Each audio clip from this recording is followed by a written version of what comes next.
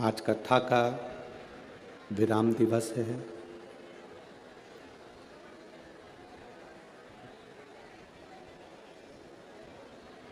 कथा शुरू हो उससे लेकर बाबा की आरती तक दिल से बाबा से जहाँ बैठे हो, पंडाल में हो तो पंडाल में, चैनल के सामने हो तो चैनल के सामने, मोबाइल पर सुन रहे हो तो मोबाइल पर, रोड पर बैठ के सुन रहे हो तो रोड पर, दुकानों में सुन रहे हो तो दुकानों में, जहाँ बैठे हो वहाँ बैठकर भगवान शिव की आज विराम दिवस की यह पवित्र कथा बाबा से प्रार्थना कर कर सुनना। बाबा ऐसी कृपा, ऐसी करुणा आप हमारे ऊपर करना कि हम भी जिंदगी में एक बार शिव महापुराण की कथा करवा सकें। ऐसा धन, ऐसा वैभव हमको भी देगा।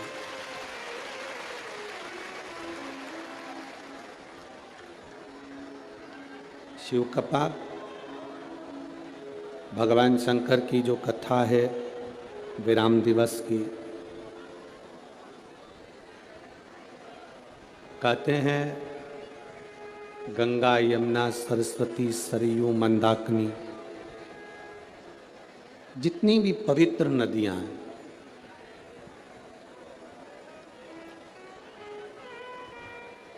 संसार में जितनी भी पवित्र नदियां विराजमान हैं,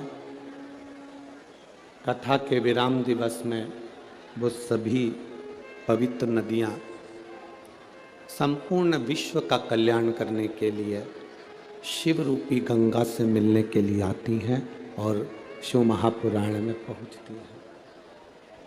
अब ये आपका फर्ज है, आप इस विराम दिवस की कथा को कितना ग्रहण करते हैं, कितना लेते हैं, आप कितना अपनी जिंदगी में उतारते हैं।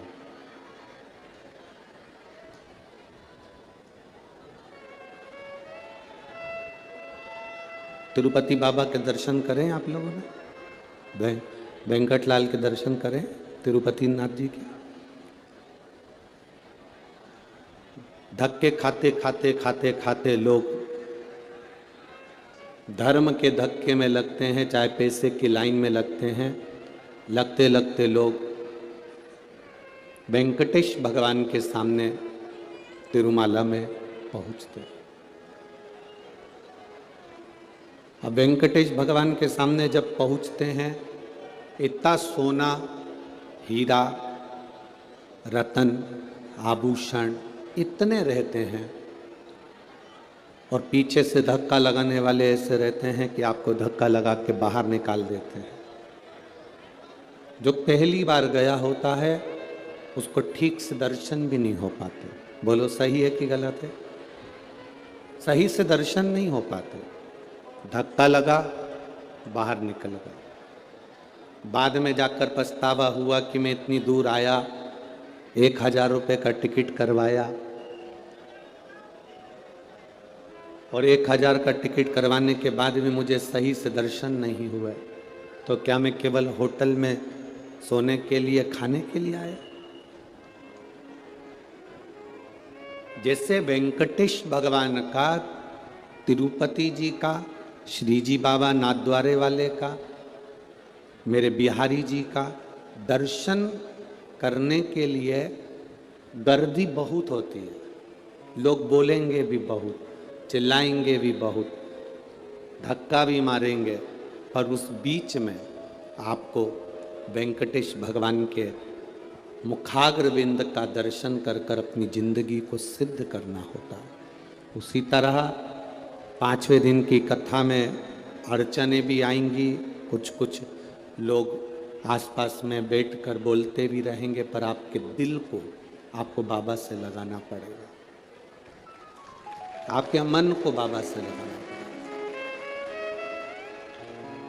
आपको एक बात मालूम है, व्रत करते हो ना, तो उस व्रत में गुस्सा कौन दिलाता है? उस व्रत में मुख से गाली कौन निकलवाता है? तुम्हारे व्रत को तोड़ने का प्रयास कौन करता है?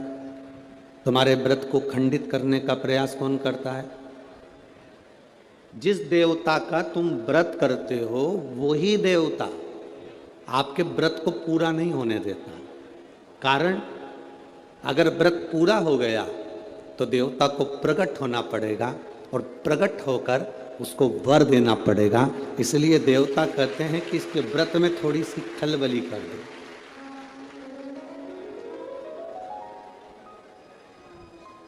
इसके व्रत में थोड़ी सी अर्चन कर दो। अगर व्रत में थोड़ी सी अर्चन होगी तो इसका व्रत पूर्ण नहीं होगा। पूर्ण नहीं होगा तो मुझे जाना नहीं पड़ेगा।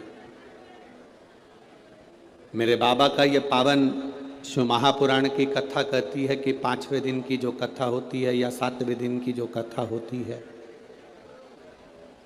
जो दिल से सुनने वाले होते हैं बाबा को उनके घर जाना ही पड़ता है और कल्याण करना ही पड़ता है।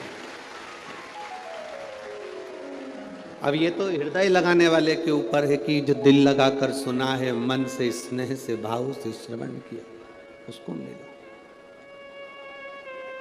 शिव कथा कहती है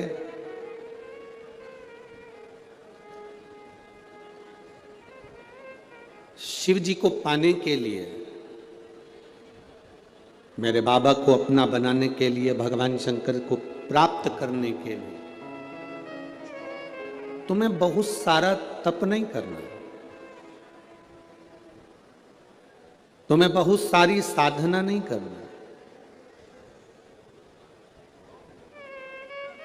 कोई तुमसे कह दे कि तुम कैलाश पर जाकर बैठ जाओ बाबा को प्राप्त करने के लिए, गंगा जी के घाट पर जाकर बैठ जाओ बाबा को प्राप्त करने के लिए, तो तुम हाथ जोड़कर कह देना, ना मैं कैलाश जाऊं ना मैं गंगा के घाट जाऊं। शिव महापुराण की कथा कहती है संत बनना सरल है, साधु बनना सरल है, तपस्वी बनना सरल है, त्यागी बनना सरल है, पर शिव महापुराण की कथा कहती है कि एक अच्छा गृहस्थी बनना सबसे ज्यादा कठिन है, सबसे ज्यादा कठिन। जितना संतों को भगवान नहीं मिले, जितना साधुओं को भगवान नहीं मिले, जितना तपस्वियों को भगवान नहीं मिले, जितना त्यागियों को भगवान नहीं मिले, उतना उतना भगवान गृहस्थी को मिला है। रामकृष्ण परमहंस जी गृहस्थी थे, संत तुकाराम जी गृहस्थी थे, नामदेव जी गृहस्थी थे, मीराबाई गृहस्थी थी, कर्माबाई, मीराबाई, नामदेव जी, तुकाराम जी, मुक्ताबाई, ये जितने जितने संत हुए हैं, जितने जितने संत भारत की भूमि पर आप स्मरण करिए, जितने साधु, जितने सन्यासी, जितने तपस्वी, जितने साधक, जितने उपासक, इनको परमात्मा को मिलने में देरी हो गई, पर जो घर में रहकर भगवान को दिल से मना लिया, मेरा मुरली मनोहर, मेरा शंकर, मेरा कृष्ण, मेरा हरि विठ्ठल, उसके सामने आ गया।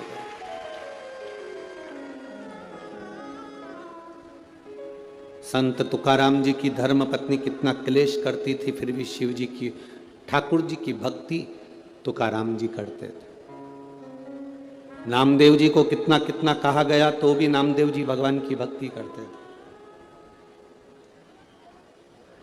किसी ने तुकाराम जी से कहा, तुम्हारी पत्नी इतनी गुस्सा करने वाली मिली, इतना अपशब्द बोलने वाली मिली, आपको दुख नहीं होता? आपकी पत्नी इतना क्रोध करने वाली मिली, आपको दुख नहीं होता? संत तुकाराम जी ने कहा, इसमें दुख करने की बात नहीं, इसमें प्रसन्न होने की बात है कि कम से कम मेरी पत्नी गाली देती है अपशब्द कहती है, ताना देती है, तो मेरा मन पत्नी से हटकर परमात्मा में चला जाता है। इससे बढ़कर सौभाग्य और क्या हो सकता है? इससे बढ़कर सुख और क्या हो सकता है? शिव महापुराण की कथा कहती है, जब कोई ताना देता है, जब कोई अपशब्द कहता है, जब कोई गाली देता है, जब कोई आड़े टेढ़े शब्दों से संबोधित करता है, जब कोई हमको अपशब्द कहता है, गाली देता है, ताने देता है, उस समय पर हमारा दिल, हमारा हृदय, हमारा चित्त, हमारा मन उधर से हटकर परमात्मा की ओर चला जाता है, भगवान को प्राप्त करने की ओर चला जाता है। और कभी कभी जिंदगी में ऐसा भी समय आता है कि व्यक्ति अपने चक्कर में, अपने परिवार के सुख के लिए, अपने सुख के लिए, पत्नी, बच्चे, कुटुंब, परिवार के सुख के लिए, माता पिता, भाई बहन के सुख के लिए अपनी जिंदगी को भी नष्ट कर देगा।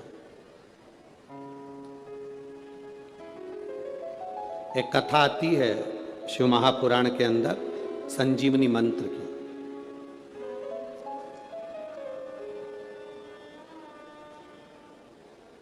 संजीवनी मंत्र क्या? किसी के कान में अगर बोल दिया जाए तो वो मरता हुआ भी, मरा हुआ भी जीवित हो सकता है। वो संजीवनी मंत्र महादेव के पास में है। वो किसी देवता के पास में नहीं, केवल एक देवाधिदेव महादेव के पास वो मंत्र है कि महादेव मरे हुए के कान में भी मंत्र बोल दें तो वो जीवित हो जाता है। आज भी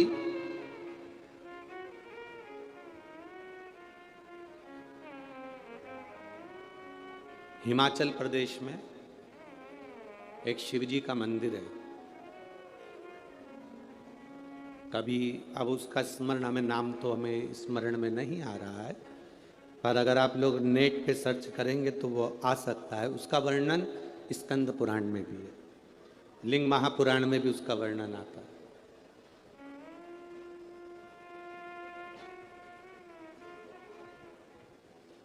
उसका वर्णन आता है लिंग पुराण के अंदर, उसका वर्णन आता है स्कंद पुराण के अंदर।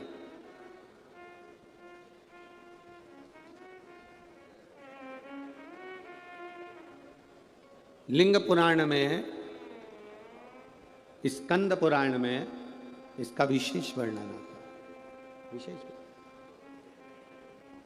शायद दुनिया का पहला ऐसा मंदिर होगा जिस मंदिर के सामने से, भगवान शिव के सामने से मुर्दे को भी अगर लेकर जाते हैं तो उसके शरीर में कंपन होने लगता है। उसको अगर आप कभी नेट पे सर्च करेंगे, यदि आप स्कंद पुराण में पढ़ेंगे या लिंग पुराण में पढ़ेंगे तो उसका वर्णन पूरा मिलेगा आपको, उसका पूरा वर्णन आपको प्राप्त होगा, संपूर्ण वर्णन मिल सकता है। संजीवनी मंत्र एक ऐसा मंत्र है, संजीवनी मंत्र एक ऐसा मंत्र है जिस मंत्र को 33 कोटि देवताओं के पास में भी वो मंत्र नहीं है। किसी के पास वो मंत्र नहीं। वो मंत्र अगर है तो केवल मेरे देव अधिदेव महादेव के पास, उसके सिवाय किसी के पास वो मंत्र नहीं। इसीलिए हमारे यहाँ बार बार कहा जाता है, अकाल मृत्यु वो मरे जो काम करे चंडाल का, और काल उसका क्या बिगाड़े जो भक्त हो महा। जो शिव की आराधना करने वाला होता है, जो शंकर की भक्ति में डूबने वाला होता है,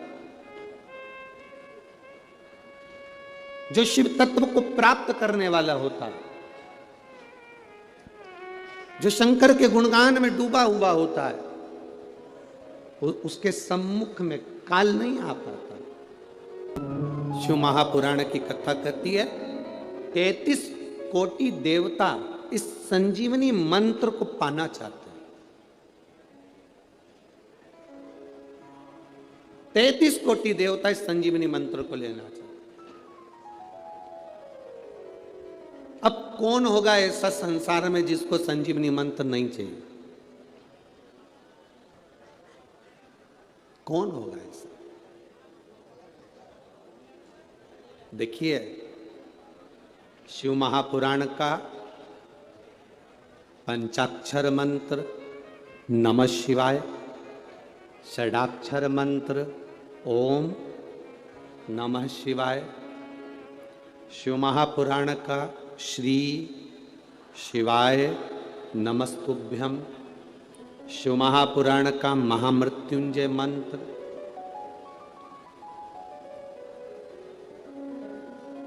शिव महापुराण की कथा कहती है शंकर के जितने मंत्र हैं, शिव के जितने मंत्र हैं, ये सारे मंत्र संजीवनी का काम करते हैं और व्यक्ति की जिंदगी की उन्नति की ओर इसको लेकर जाते हैं। प्रत्येक शंकर के मंत्र,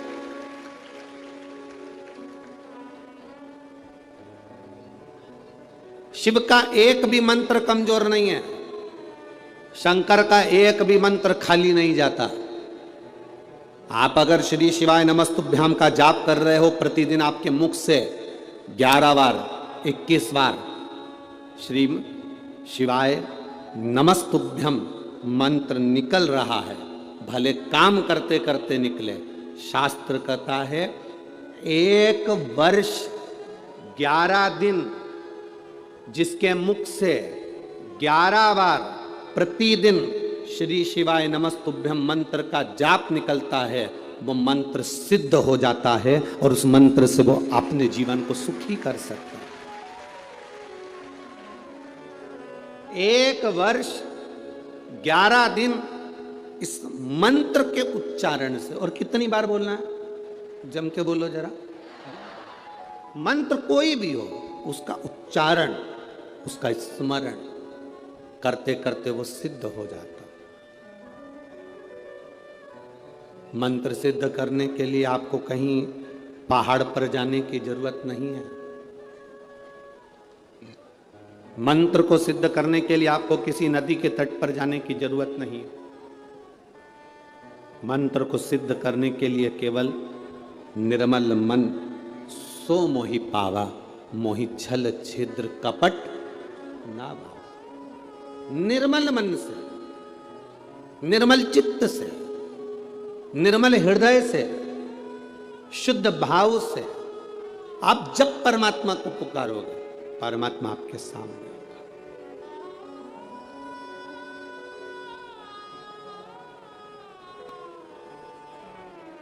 श्री शिवाय नमस्तुभ्यं,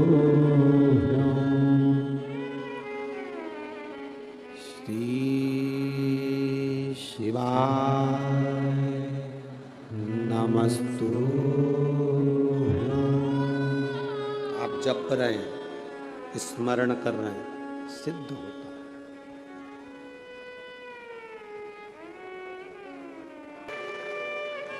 शरीर में 3.5 करोड़ रोम हैं हमारे।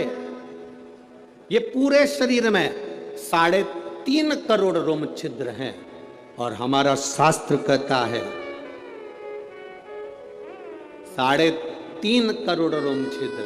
शास्त्र कहता है महीने में, 15 दिन में, 20 दिन में, 1 महीने में, 5 दिन में, 7 दिन में, 8 दिन में अगर 3.5 करोड़ बार भगवान का नाम मुख से निकल जाता है, या हम जहाँ बैठते हैं उस स्थान पर 3.5 करोड़ बार भगवान के नाम का उच्चारण हो जाता है, तो भगवान को वहाँ बैठे हुए जीव का कल्याण करना ही पड़ता है।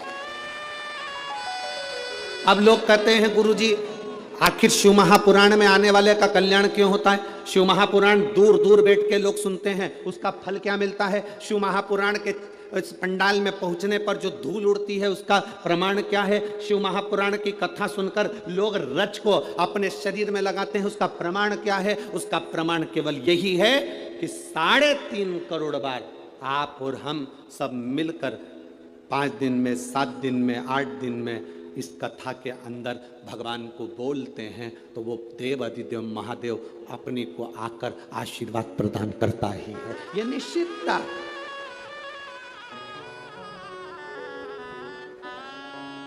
क्या मिलता है शिव पुराण में जाने से, ये आपको मालूम पड़ेगा आज जब कथा और इसमें कई लोग ऐसे बैठे होंगे जिनको 5 दिन में भी मालूम पड़ा होगा कि क्या दिया महादेव ने, क्या प्रदान करा महादेव ने।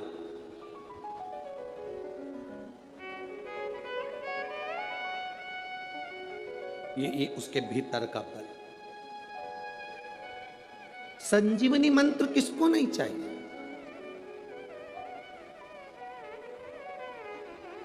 हमसे लोग कहते हैं संजीवनी मंत्र कौन सा है गुरुजी? हम कहते हैं आप तो श्री शिवाय नमस्तुभ्यम जप लिया करो, ये भी किसी संजीवनी से कम नहीं है महाराज। आप नमः शिवाय जप लिया करो, ये भी किसी संजीवनी से कम नहीं है। आप ओम नमः शिवाय जप लिया करो, ये भी किसी संजीवनी से कम नहीं है। आप महामृत्युंजय का मंत्र जप लिया करो, ये भी किसी संजीवनी से कम नहीं है। ये भी संजीवनी से कम नहीं। और यदि हम मंत्र जप नहीं पाए तो 3 का स्मरण कर लिया करो। एक गंगा, पहले नंबर पर कौन है? जम के बोलो जरा, गंगा। दूसरे नंबर पर है काशी, दूसरे नंबर पर क्या है? काशी। और तीसरे नंबर पर है विश्वनाथ, काशी के विश्वनाथ।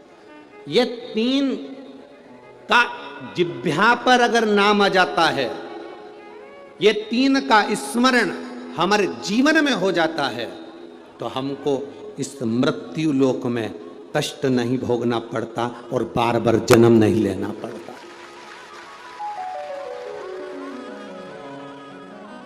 हमें बारंबार जन्म नहीं लेना है। संसार सागर में बार बार आने से मतलब क्या है? श्री शिवाय नमस्तु, श्री शिवाय नमस्तु, श्री शिवाय नमस्तु, श्री शिवाय नमस्तु, श्री शिवाय नमस्तु, श्री शिवाय नमस्तु। तो मंत्र की प्रबलता हम जान रहे हैं। 3.5 करोड़ रोम छिद्र इस मनुष्य की देह पर, 21,600 श्वास प्रतिदिन हमारे शरीर से निकलती है। कितनी श्वासें निकल रही हैं? जम के बोलो। 21,600 श्वास प्रतिदिन निकल रही है, प्रतिदिन। और 21,600 श्वास प्रतिदिन निकल रही है, 3.5 करोड़ रोम छिद्र या मानव की देह पर हैं। आपने एक प्रसंग श्रवण किया होगा भगवान कृष्ण का कि मेरे लाडले भगवान कृष्ण द्रौपदी के लिए दौड़ दौड़ कर चले जाते थे। द्रौपदी पुकारती और भगवान कृष्ण दौड़ कर पहुंच जाते। इस बात से सत्यभामा जी को अच्छा नहीं लगा। सत्यभामा जी ने रुक्मणी जी से कहा, जी मुझे एक बात समझ में नहीं आती कि भगवान कृष्ण हमारे स्वामी, ये द्रौपदी बुलाती है और हमारे स्वामी भागकर चले जाते।